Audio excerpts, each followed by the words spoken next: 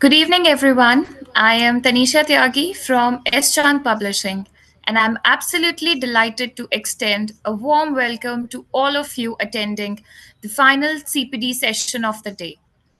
We are here to delve into the art of crafting assessments that truly measure critical thinking in social studies.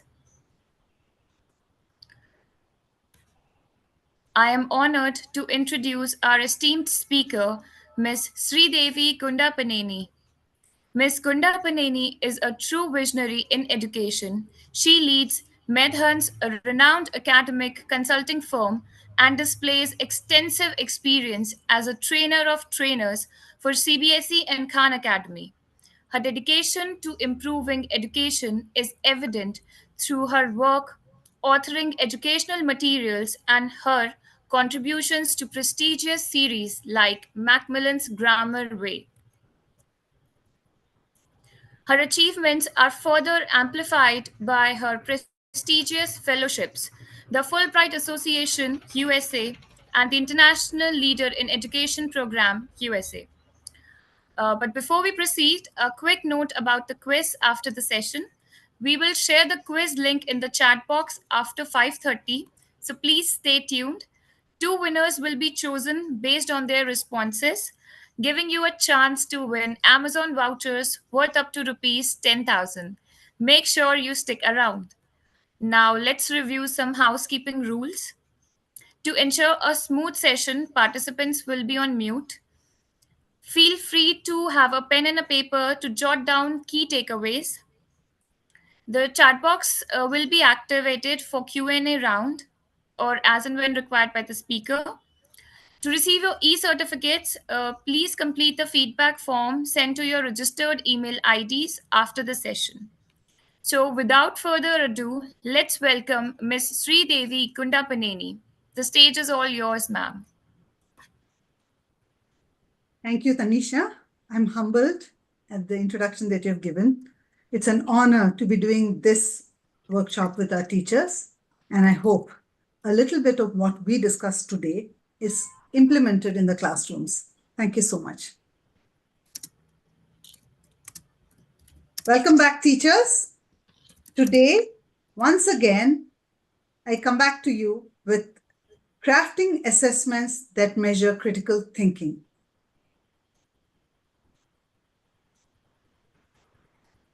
Give me a minute. Let me share with sound. Sure, ma'am. So let's begin. What is critical thinking? Tanisha, I would like you to keep the chat open for the next 5 minutes. I need a few answers from the teachers to some riddles that I'm going to put up. Teachers, your time begins now. Let me ask you, let's solve this puzzle. And you only have 30 seconds. 3 switches outside of windowless rooms are connected to 3 light bulbs inside the room. How can you determine which switch is connected to which bulb if you may enter the room only once? Not that you'll put the switch, go and see which bulb, come out, put another switch. You just have to enter the room once, but find out which switch belongs to which room. Your time starts now. Put it in the chat, please. Let me see the chart flooded with what you all are saying. 30 seconds.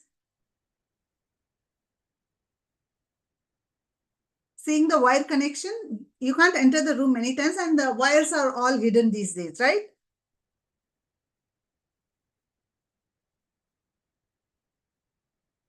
Okay, 20 seconds more.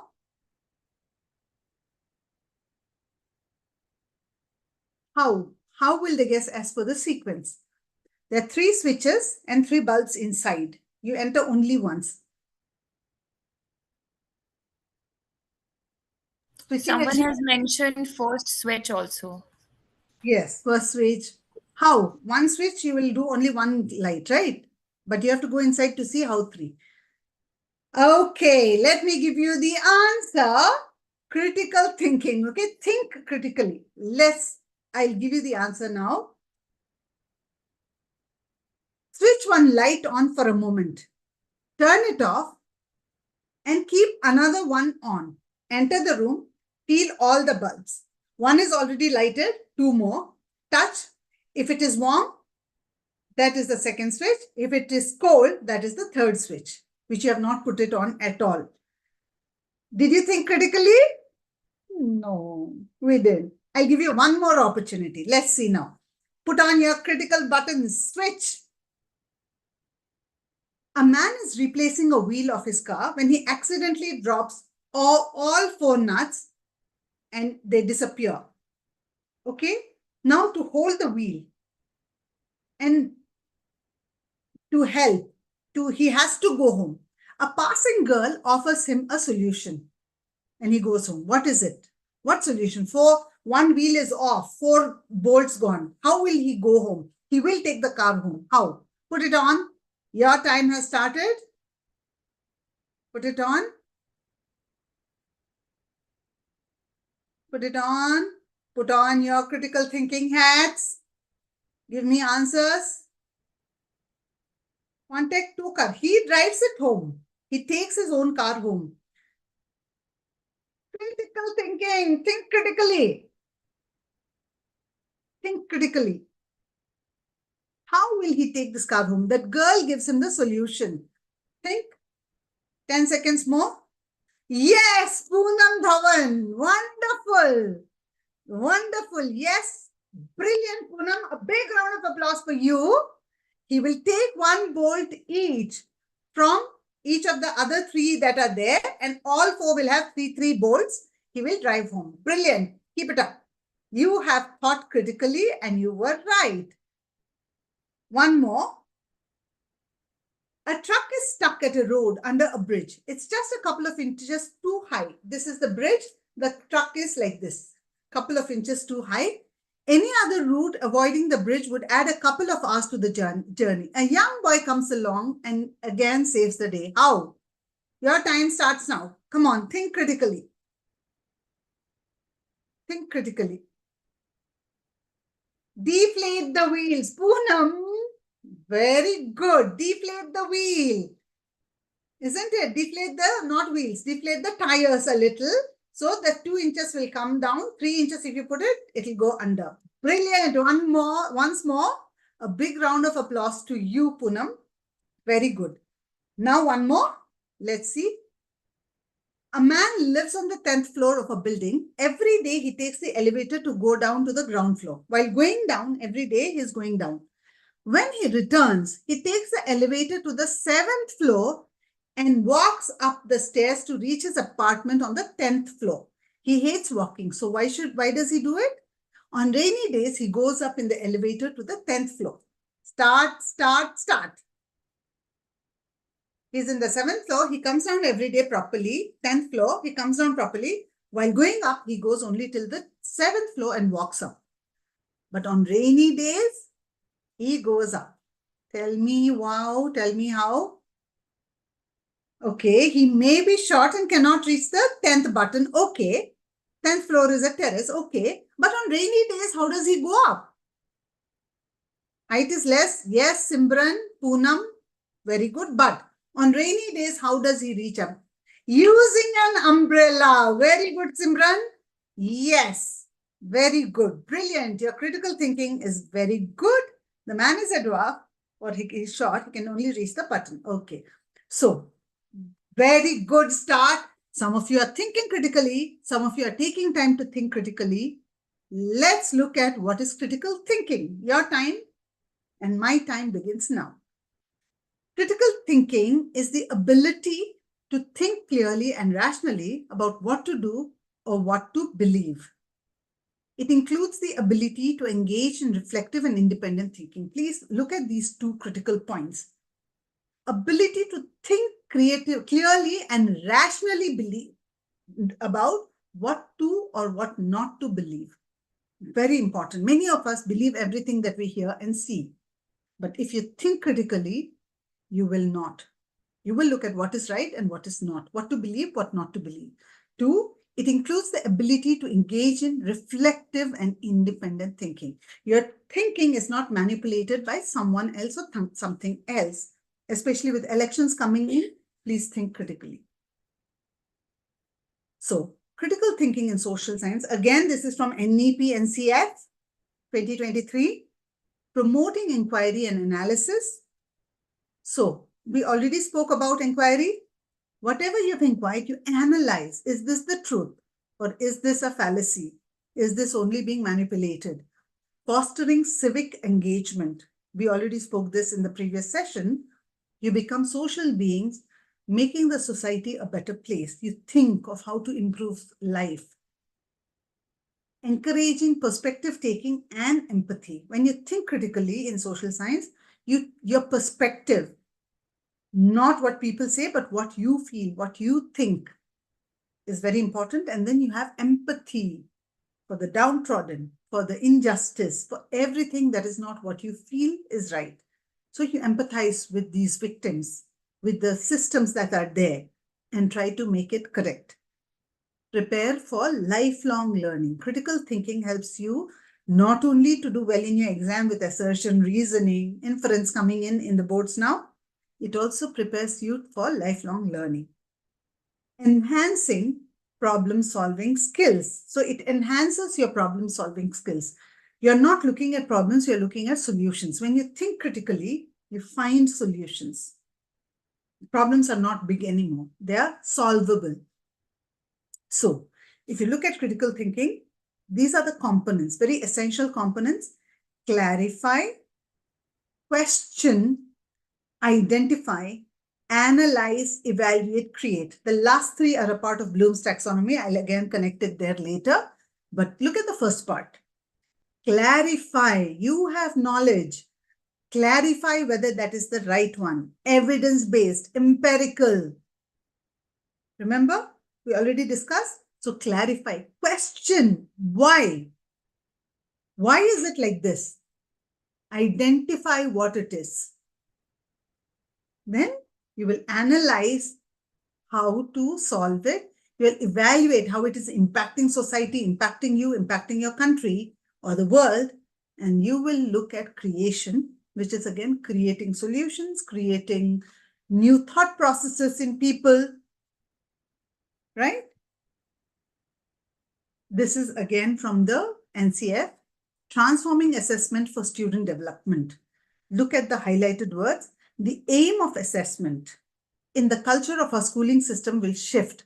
In our schooling system, it is always summative and test rote memorization. When did the Battle of Panipat happen? They memorized it 100 times and they're writing, isn't it? 1529 or whatever is the date.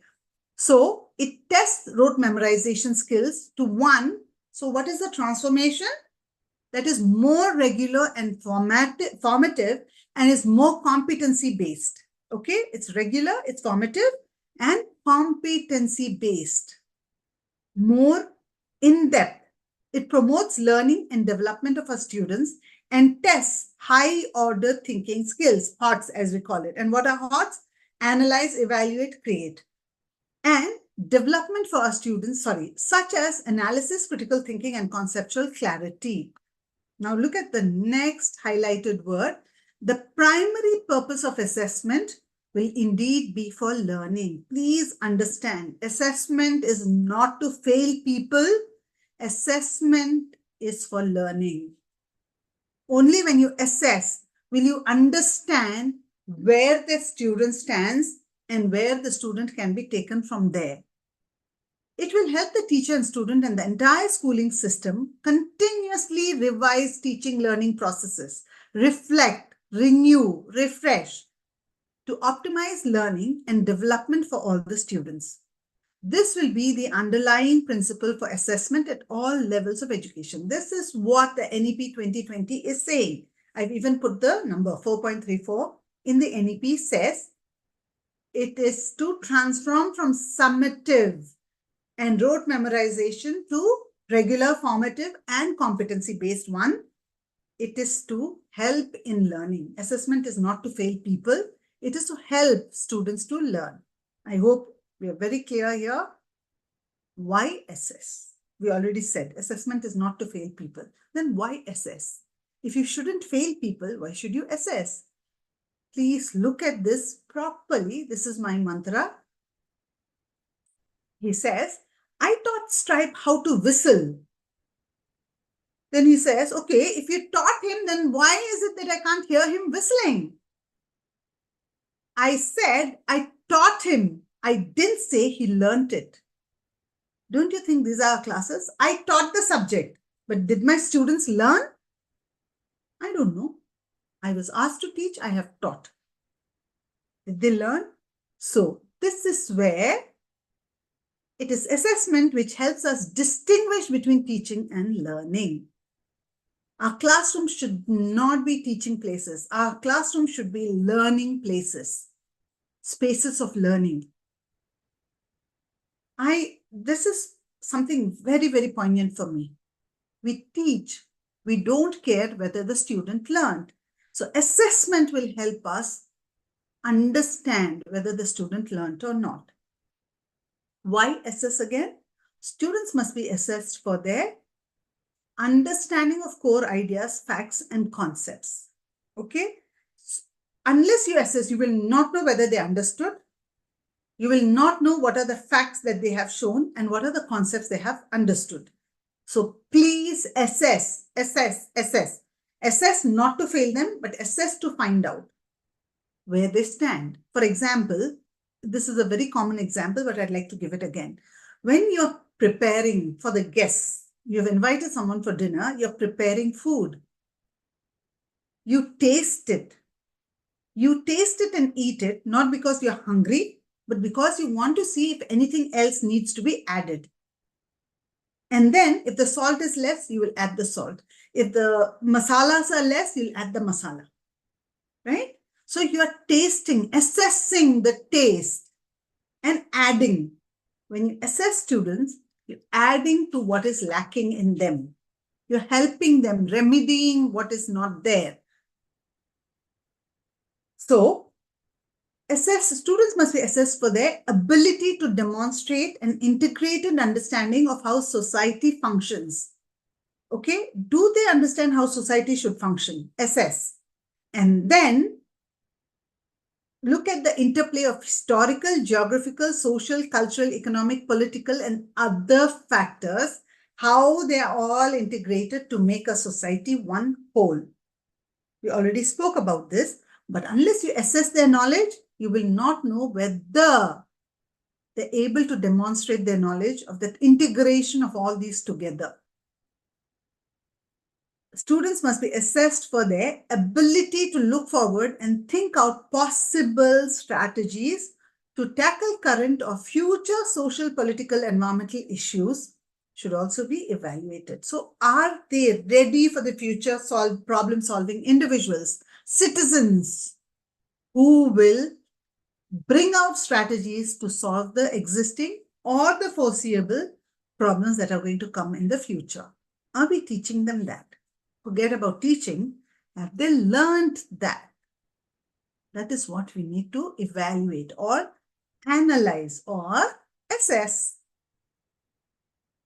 Next, they should be assessed on the skills and dispositions that foster inquiry. Inquiry, inquiry, inquiry. Please let your classrooms be places of inquiry. So, we should assess what? Skills and dispositions that foster inquiry. Example, sourcing and interpreting evidence. Are they correctly interpreting the evidence? Case studies that you are doing in classes. Are they tracing continuity and change? What is continuing and what has changed? Recognizing spatial patterns. Are they respecting diversity? How will you know if they're respecting diversity? How will you know they're recognizing the places in the maps or the distances? How will you know? Unless you assess. So, assessment is very important for that. Next, students must be assessed through a variety of ways. Assessments cannot be only give a worksheet, ask them to answer. Give a final exam, ask them to answer. No. Lot of strategies. We'll talk about that later, but answering questions using reasoning and evidence, conducting field surveys. Remember, we spoke this in the previous session as well. Map reading and interpretation, developing geographical models, participating in debates and discussions in a formative way, in a formative assessment. The children are doing this in the class and you're assessing. Oh, he's doing it wrong, means he did not understand that concept properly. Let me remedy this. This child, while debating, is taking up the wrong part or is catching the bull by the tail and not the horn. Let me help correct that fallacy, that mistake. This is what assessment will help us do. You don't have to give a pen and paper test every time to assess. All these are ways. Let us watch this video.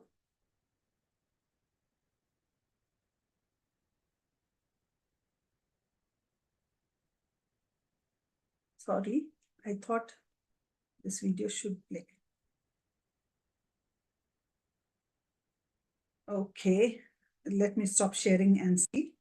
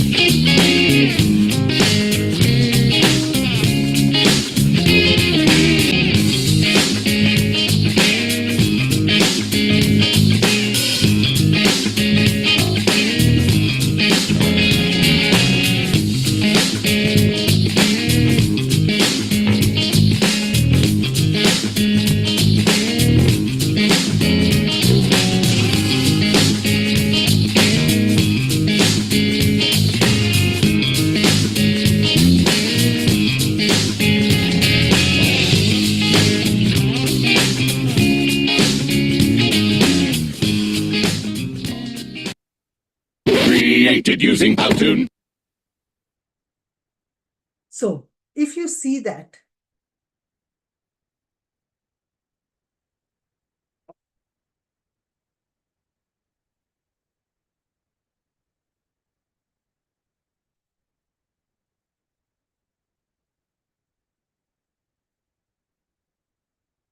so when we're looking at assessment, again, as I said, assessment is not to fail them. Assessment is to help them grow from this to the next level, the growth mindset. Assessment is helping them to use their potential to the optimum. They have done this. Let's challenge them with a higher task. How are they faltering? How are they doing well? How can we help them do that, right? And also the cognitive level of a question. What is the cognitive level of a question? What is cognition? Cognition is the mental ability to grasp. So how are we using our questions? Till almost 2012, we used to deal with the low order thinking skills. And in fact, even in 2010, 11, and 12, we used to talk about high order thinking skills, and that used to be application, which is a higher in the low order, but not in the high order, right? But today, we all know knowledge, understanding, application are the low order thinking skills. Analysis, evaluation, and creation are the highest order, are the high order, and the highest is creation. So what is the cognitive level of a question? How do you judge if a question is catering to the high order thinking skills or low order thinking skills. How can you help children go from knowledge, understanding, applying? Without knowledge, without understanding, without applying, they can't analyze, they can't evaluate, they can't create. But how are we building those steps? Now, the cognitive level of an item refers to the complexity or demand of the thought processes required to correctly answer the question. Please remember this. Okay, the complexity of thought processes required. Today, if you're looking at our board exams, they're on a higher level. We're looking at assertion and reasoning, case studies, inference, right? So they are the complexity or the demand of the thought process, not just knowledge on the tips of your fingers. You've memorized it 10 times, written it 10 times, and you're going and writing it in the exam. No, the thinking process required to correctly answer the question. Independent thinkers who can think and answer. Cognitive level relates to depth of knowledge. We call this DOK. Depth of knowledge assessed as an indication of progress along the developmental growth continuum or the developmental continuum. They have knowledge. How did they understand it? How are they applying it in their real life? We said knowledge without application in the outside world is worthless. So how are they applying it? How are they analyzing how they have applied, and how are they analyzing how it was used? Then how are they evaluating its usefulness or the use itself? And how are they creating from it? Creating problem-solving mindset, creating new ideas, creating new technology, everything. So it relates to the depth of knowledge assessed. Okay, please understand. Thought process, complexity or demand of thought process, number one. Number two, it looks at the depth of knowledge. Then, generally, deeper cognitive level items are expected to be harder, are expected to be not necessarily hard. If you've taught children that mindset, then it's never hard. They're expected to be harder, and that's why we scare our children with these. But if they are logical thinking, critical thinking children, if you have helped them become those kind of thinkers, for them, it is the easiest. So I've come to Bloom's taxonomy now. As I said, unless they remember, so the knowledge is there. So what is remember? Recognizing and recalling facts. Then they understand. Once they have learned the concept, they understand what it does. Then they apply the facts, rules, concepts, and ideas. They use it in real life. Then they break down information into component parts. They break it down, analyze it, and see what they can take, what can work, and what they don't need, or how it can be used in another form. Then they judge the value of information of ideas. They evaluate how good is it. Galileo would have evaluated how can the earth be flat. These are the reasons I feel that the earth is round. He evaluated that. And combining parts to make a new whole. They might, like a jigsaw, they might take pieces from here, there, everywhere and bring one. Or they might just take one idea, work on it, and create another idea. For example, Newton was sitting under the apple tree. And I'm sure many people before Newton would have sat under the apple tree, or something would have fallen on their head. If it was me, I would have been bemoaning the fact that it happens only to me. I am so unfortunate. All things fall on me only. I am the unluckiest one alive. But did Newton say that? He thought, why is it coming down instead of going anywhere around? What is pulling it down? And Eureka, the gravitational force, creation. James Watt, he's making tea, the kettle is boiling, lid flips over, and he's thinking, oh my God, now I have to pick that lid and put it? No. Many women and men who used to cook must have been thinking like that. Everything has fallen over. The lid has fallen. But what did James Watt say? Something has pushed it. What pushed it? Steam. If steam can push, this much steam can push one lid, Most team can push more things. And Eureka, you have the steam engine, right? Creation. We need our children to get into that mode. But all the 6 levels need to happen for them to reach that creation. Critical thinking. Again, as I said, I'll connect it. If you look at the last 3, analyze, evaluate, create. In critical thinking also you have. But to become critical thinkers, you also need clarifying, questioning, and identifying. Once you identify, only you can analyze. Why did the lid fall off when my water was boiling? Identified, analyzed. Oh, the steam pushed it. Evaluated. If steam can push this much lid, more steam can push more things. And he created the steam engine. So please look at that. Clarification, questioning, identifying, analyzing, evaluating, and creation. We need our students to become creators. In India, we have very few creators. What the West does, we do it faster. We take that technology, do it faster. But innovation, creation is lacking in India, which we as teachers today need to push our children into that mold. Creation. Whatever we teach, let them create. What are the pedagogical strategies? We already spoke about inquiring, issue-based learning. Look at the issue, discuss that, talk about it, have conversations, debate, discuss, arrive at conclusions, think newly about it, bring in a new thought process, go beyond the book, go beyond the box. Don't get inside the box, get out of the box. Conversations, discussions, debates. We already spoke about this. Role plays and simulations. I already did this all with you, but again, in assessment, we need this. Community service and field excursions, reflective essays, project work, some specific opportunities for projects to create models and artifacts. Already all these I've said, but when you're assessing also these, what kind of questions are the children asking in class? What are they inquiring? What issues are they discussing about? What are the conversations about? Right? Role play. How did they perceive what they were taught and showcase?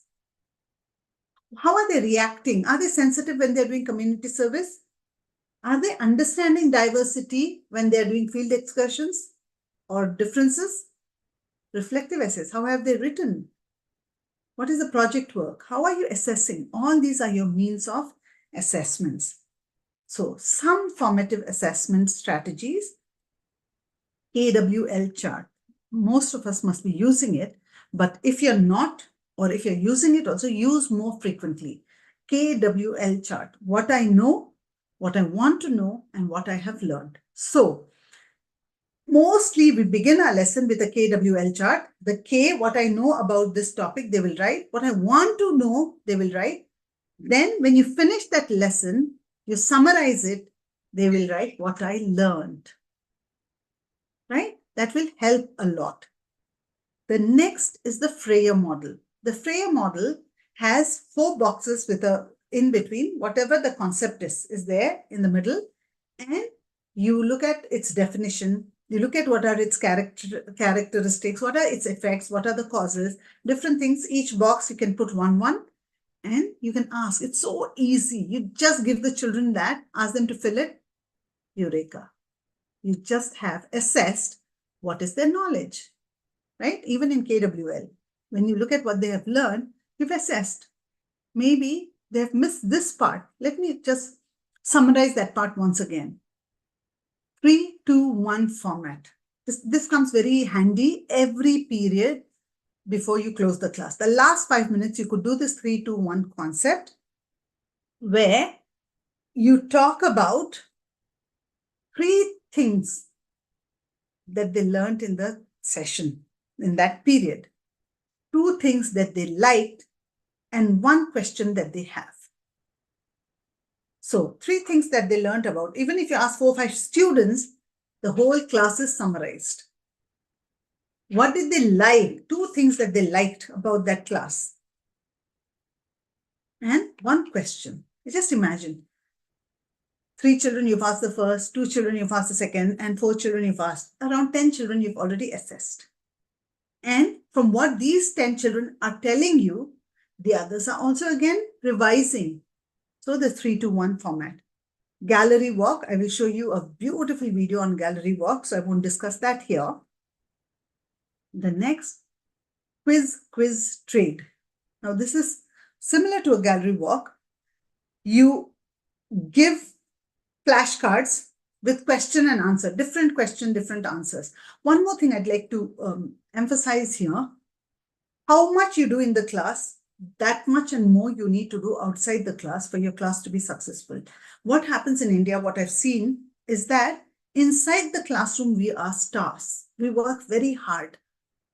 Once we're out of the class, grading of the notebooks, not done very emphatically, I'll say, not done very consistently, but notebook correction is one aspect, question paper setting, worksheet setting, those are what we do. But outside the class, what you need to do is create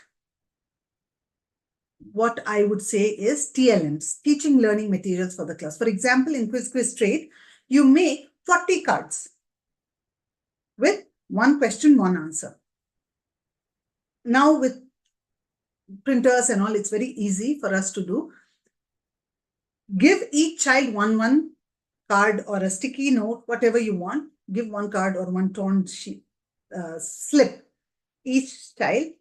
Then ask the child to raise their hand. They will find someone, go to that person. They will share this question. They will ask this question. For example, when did the first war of independence happen in India? And then friend or whoever they pick will say some answer. If they're right, they'll say, yes, you're right. If they're wrong, they'll say, no, it was 1857. Then the other person will ask them the question. Then they'll exchange. So here, what they do, they stand up, raise their hand, and pair up. Stand up, hand up, pair up. It's a beautiful concept. Stand up, hand up, pair up. Right? Now they will exchange the slips. Again, find another partner. Again, hand up, pair up. Again, they'll ask each other. So they'll move about. See, a lot of movement is happening. A lot of learning is happening. 40 questions answered. Right? Of course, you worked hard to do this. But in the classroom, you're a mute spectator. Children are doing the learning. Isn't your class beautiful? It's a student-centric classroom. So quiz trade is that. They trade places, they trade questions, they trade their slips. 1 minute problem. So you can ask children, ask one question which someone will have to give you in 1 minute. They have to give you an answer in 1 minute. Your time starts now. So you ask a question. Another person from the class will answer. It'll go on. Student-centric classroom. Empowered students.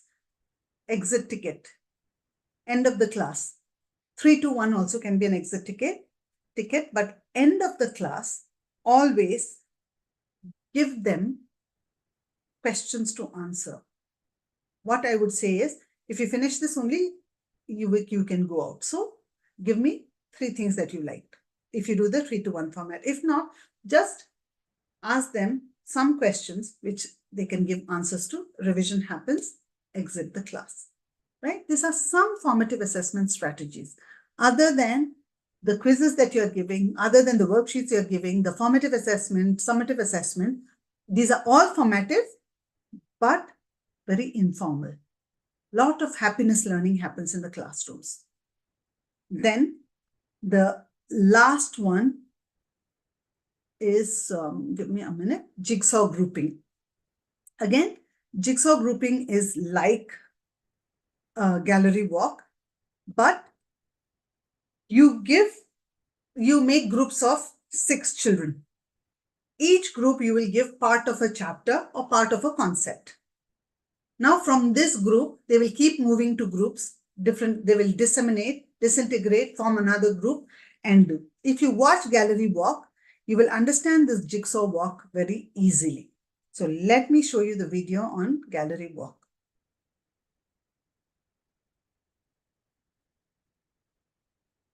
Sorry, it is not playing. I will stop sharing and play it once again for you.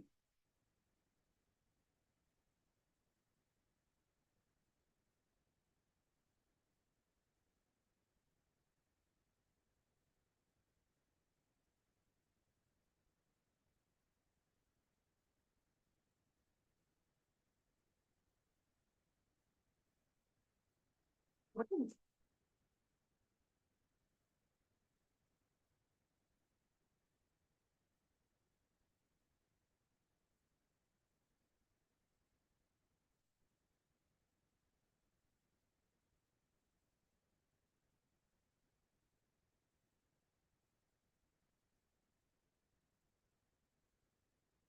to work in small groups to gallery walk.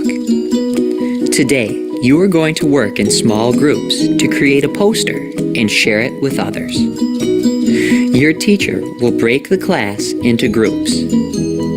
Each group is going to get a topic and some support materials. Read and discuss the materials with your group members. Next, your group is going to make a poster about the assigned topic. Everyone in the group should add something to the poster. You can include words and pictures.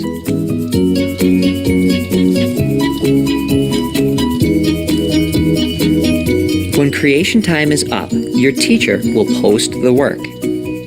Next, your teacher will give you a number by counting off.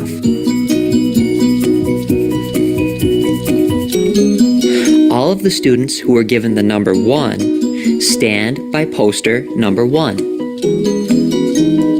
All of the 2s stand by poster 2, and all of the students who got number 3 stand by poster 3.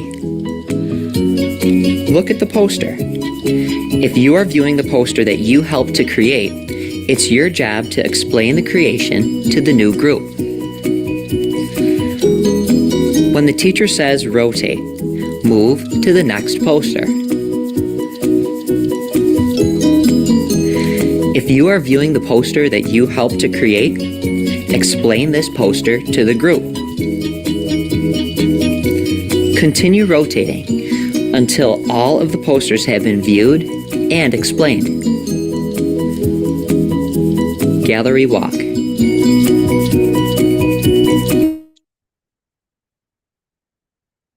Isn't that a beautiful strategy? Gallery walk.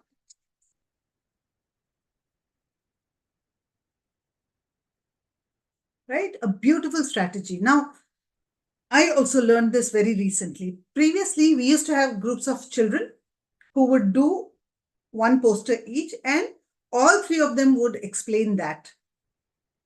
And by the time they go to the other posters, it takes a lot of time. But when you're rotating them, each one is learning all that happened in the class. Even Jigsaw is similar. Jigsaw, you give them parts, but keep rotating them so that each one learns all the concepts that they needed to learn for that day in the class. So these are some of the strategies that we can use in our classroom. So let's look at a new way to think about assessment, because what were the challenges that we looked at? It is rote memorization. Let me take you back, in fact, to maybe the challenges once again for us to understand this better. Let me just, sorry, we did that in the previous slide, right? So what were the challenges? Rote memorization was a challenge. And asking only knowledge and understanding questions, not assessing them for their work in the community, field excursions, all that was another problem that was there, right? So now let's think of a new way to think about assessment. Assessment is viewed as the process of monitoring a child's progress along a developmental continuum. Look at where the child began and where the child has reached. How have you remedied the lapses or the lags or the gaps and brought them to this level? Usually children don't do well because in some place they would have lost the thread. and then they are not able to, or they would have missed that step and they're not able to climb up. So when you are thinking, it is the process of monitoring a child's progress along a developmental continuum. The focus shifts from comparing one individual with another. Each child has their own developmental continuum towards monitoring what students know, understand, and can do. So we help children from where they began and where they're reaching, not comparing them with someone else in the class, but their own performances and their own activities that they're doing. It is a model based on growth, the growth mindset. Don't give up, isn't it? That's what we watched in the video, which we first watched. So these are some ways or some strategies for critical thinking to happen. As we said, critical thinking is the high order thinking skills. But without the low order, the high order will not function. But many of us perform only at the low order thinking skills. Our questions remain only in the low order thinking skills, which children can rote, memorize, and write. But we do not want them. We want them to be thinking, cognitive individuals who can think critically, who can think logically. And so we need to give more complex things for them to think about, for them to do. And that is where critical thinking needs to be brought into assessments. Let me wind up with Alice in Wonderland. I'm sure all of us as teachers would have read this. If we have not, let's read Alice in Wonderland, or at least this part, which I'm going to show you. Now, would you tell me, please, which way I ought to go from here? Depends a good deal on where you want to get to, says the cat. I don't much care where, said Alice. Then it doesn't matter which way you go, said the cat. So long as I get somewhere, Alice added as an explanation. Oh, you're sure to get there, said the cat, if you only walk long enough. As teachers, let us reflect on this. Let us think of this. Where are our children going? Which path are they taking? Is it that end justifies the means? Is it that the marks they get shows their learning? Or have they really learned? Right? Because do they know where they ought to go from here? Are we showing them the path? Or are we blindfolding them, holding their hand and pulling them and dragging them wherever we want to take them? Right? So Alice says, I don't much care where. Our children don't much care where. The parents don't care much where, as long as the marks are there for them to show in their social circles. But what is the learning? So the cat says, it doesn't matter which way you go. Alice says, as long as I get somewhere. And the cat says, oh, you're sure to get there, but you only have to walk long enough. Our children will maybe get there, but by that time they might not need it. When they're going for a job and they have not learned to think critically, they've not learned the right way of learning. This knowledge that we as teachers are imparting to them, I don't think would help them, would be needed by them at all. So as teachers, again, a reflection. How are we bringing about critical thinking in our classrooms? Are our classrooms like graveyards, very silent, where discussion is not happening, where debates are not happening? Or are they teeming with discussions, debating, contradicting views? A lot of action, of making posters, presenting it, role-playing, simulations, model making. Are these what our classrooms are like? Please reflect, teachers, and please bring that in. Thank you so much. I think we'll open up the space, the time for questions. If you have any questions, You can ask me, and then the assessment will happen again. See, as I said, unless we assess you, we will not know what you took away from this session.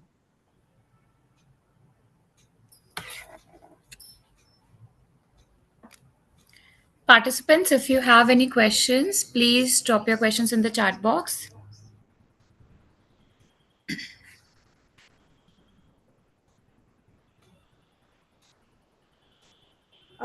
One question from Kips is, my question is that if we take any model to the class, are all students will be satisfied?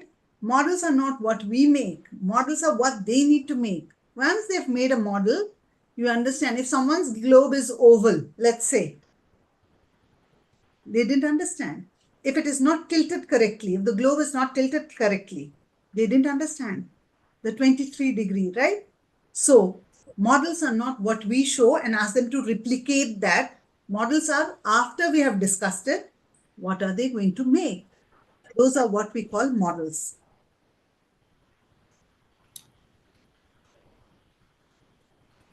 Ma'am, using a smart board during teaching lessons, can we use any more materials? Of course, for social studies, everything is a TLM. The videos that you show on the smart board, the small cards that you use, the globe that you take, the map that you take, the atlases that you use, the clay moldings that you take and ask children to make, the role plays that you do, the nukkad nataks that they can do, the posters that they can make, everything is a TLM, right? Sashikala has said, is there any idea for making emerging learners to perform well in HOTS? Of course. You have to create that mindset of thinking critically. What we do as teachers, we know what the question is, so we give the answer. We teach them to be able to answer that question. But instead, make them ask, make them discuss, make them arrive, make them brainstorm, make them make mind maps. Then they're getting into thoughts. Make them create what they have learned.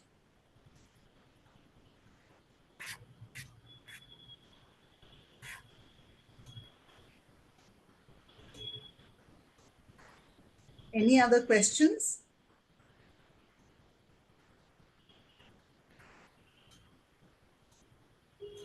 What special explanation we have to do for lower order thinking skill questions? Again, we are in the teacher-centric mode. Explanation is very teacher-centric. Let's have a discussion on what is the objective of that, what is the outcome that we are expecting, and throw it open to the children. Ask them to read or ask them to make a poster, ask them to make a role play depending on what topic you are doing. And then facilitate, elicit, ask some questions, prompt them, push them. You know, explanations are old. Eliciting, pushing them in the right direction is what you need to do. Explanation will take you a lot of time and half of them will not understand. If they do it by themselves, they are empowered. They are taking control of their learning. Ma'am, there's one more. Can we follow the same teacher method for primary students or upper primary students, or different method? Of course, see, that's what, it's not one size fits all. Look at what is the topic, what is the grade group, how you can use the various methods. For example, in grade 1, 2, 3, you can't ask them to write reflective essays. But you could have a discussion on how I felt when I did this. How did I feel? It's a group discussion. They're telling each other, right? Or when we are talking about Jigsaw, they can't read and discuss. So you are the ones who are giving them that question to talk about. If I was there in nature or I was there on a picnic and it was very hot, I wanted some rain, but it was in maybe April or May. So what season is it? Will it rain? When does it rain? Monsoons. So when does monsoon come? You know, push, push, push, ask more and more questions. Socratic method is one way of also eliciting a lot of answers. So, irrespective of class, student-centric classes are where students take control of their learning. Teachers are only facilitators. We help them, we guide them, we push them to learn.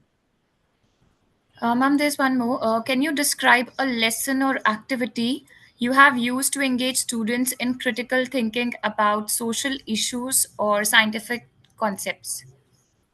Yes, okay. For example, we are talking about, let's say, World War, isn't it? What were the causes? Or let me give you one example here. This is one chapter also from Einstein's autobiography. Now, Einstein was thrown out of school, and you know why? It was a history teacher like you or me who got him thrown out of the school. Now, the teacher asked Einstein, how many people died in World War One? Right. Now, Einstein said, why would I want to know how many people died? It's irrelevant. I would want to know why they had to die, why they needed to die, which could prevent another war. Right? So, critical thinking, the why. How many died? You open a book, you open Google, you get it. Why did they have to die is where you dig deeper. All the causes of what led to that war, how it could have been prevented, how so many people's lives could have been saved. Critical thinking. I hope this is very clear to you. Yeah, Yeah. ma'am, there's one more. How do we currently integrate SST topics into our teaching process? And what strategies have you found most effective? Sorry, can you repeat that once again? Yes, ma'am. How do we currently integrate SST topics into our teaching process? And what strategies have you found most effective? Again, that's what I'm saying. One size does not fit all. One particular day, the students seem very disengaged, they're bored. You could do a jigsaw, keep moving about, or you could do a role play. We have our lesson plans, and the lesson plans tell us what to do, but the lesson plan is not a gospel. You need to gauge what your students' mood is. It might be the last period and they're restless. Give them a jigsaw, give them a chart to make or a poster to present, or ask them to move about in gallery. It is after lunch, your period. They have eaten well and they are feeling sleepy. Get movement into your class, right? It is just after a PE period. They all have exhausted their energy. Have discussions. Let them sit in circles and talk. Think, pair, share, square. Two people sit and brainstorm. Then they find a pair of another two, they become a square. They share with each other. Then change. Look at their activity, how you can make the class an optimum usage. Don't say that in the lesson plan, this is there. I will do only this. Lesson plan is a guide for you to do things. Use the strategy. If not, robots could have done classes. Why are teachers there? Because we discern, we gauge the children, we gauge what is needed in the class that day. Accordingly, we take it forward. I hope this answers you.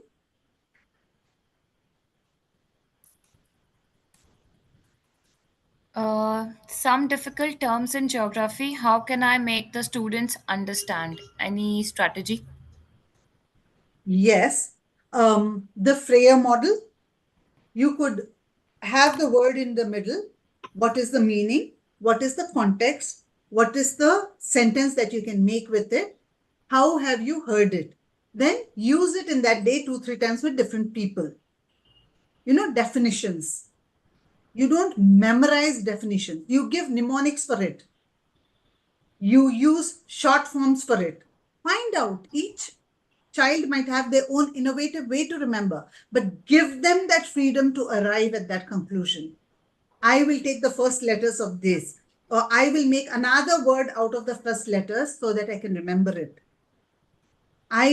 For me, when I used to learn history, each part of my finger used to be one number. For example, if I'm reading Babur, 1529, or I'm reading Ashoka, century BC, when was it? What was happening? My fingers would be my memory tools, each part. And that is how I did so well in my exam, because I knew which one had which year. They say fingers have their own memory, the neurons, isn't it? Which connect. Yes. I think that's all, ma'am. Thank you so much, Ms. Gunda Paneni, for an exceptional session. Your insights and expertise have undoubtedly enriched our understanding of crafting effective assessments. Today's journey equipped us with valuable strategies for designing questions that assess knowledge, analysis, and reasoning skills, employing a variety of assessment types to effectively measure critical thinking. Let's use these powerful tools to empower our students and elevate our teaching practices. Together, we can foster impactful and meaningful learning experiences. A big thank you to all the participants for your active and engagement and insightful contributions. And the moment you have all been waiting for, the quiz link is now available in the chat box. Put your knowledge to the test and win exciting prizes. This concludes our CPD sessions for today. Thank you for joining us. Once again, thank you so much, ma'am, for this Thank amazing you. session. Thank you Thanks a so lot. much. I'm Thank you. so humbled and I'm so fortunate that I could talk to these teachers. Thank you so much for inviting me. And thank you, Eschan, for conducting these sessions. I think these are much needed to help us. It's not rocket science. No one is learning anything new. It's just a refresher course for us to remember what we know. Thank you Thank so you so much. much. Thank you. Bye-bye. Bye-bye. Bye, all of you. Participants, we have pasted the quiz link in the chat box. Please copy the link.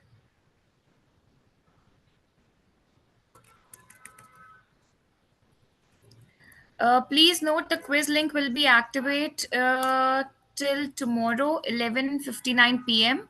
It will be active till 11:59 p.m. of 5th of May.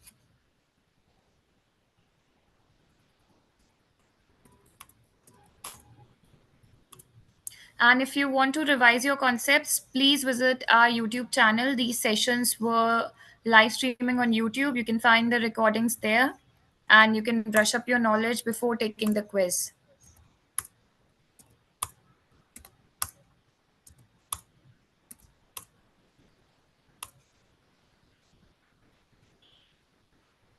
The feedback form will be sent to your registered email IDs after this session.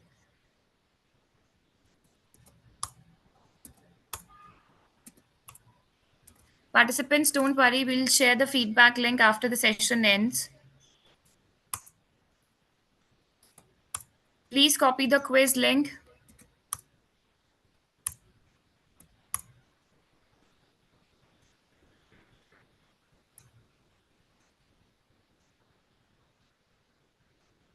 We'll end this meeting in next 2 to 3 minutes, so I would request all of you to please copy the link.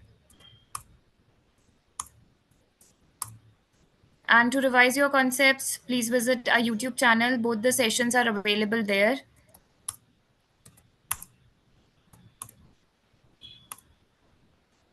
Once again, the quiz will remain active till tomorrow, 11:59 p.m. So please try to attend the quiz before.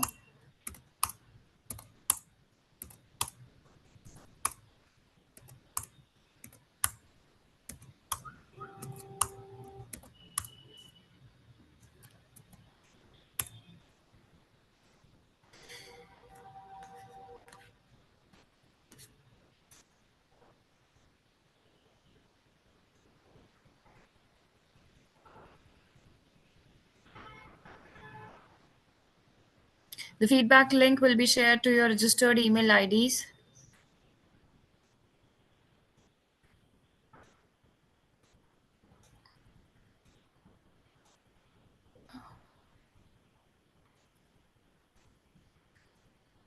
To receive the e-certificates, you have to fill the feedback and you have to submit it. Then only you will receive the e-certificate.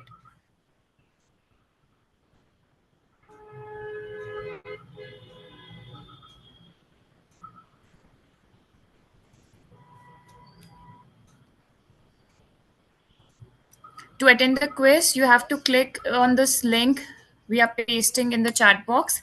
Click on the link and a Google form will open. Fill the details and then you can attend the quiz.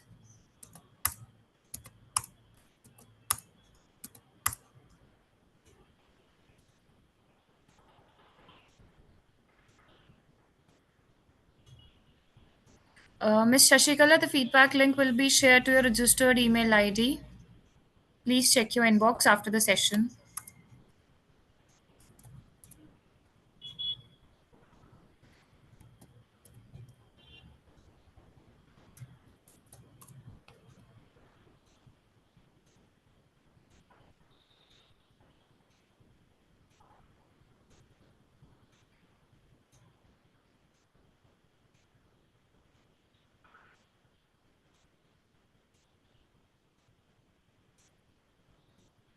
Participants, we are about to end this session. I hope all of you have copied the link.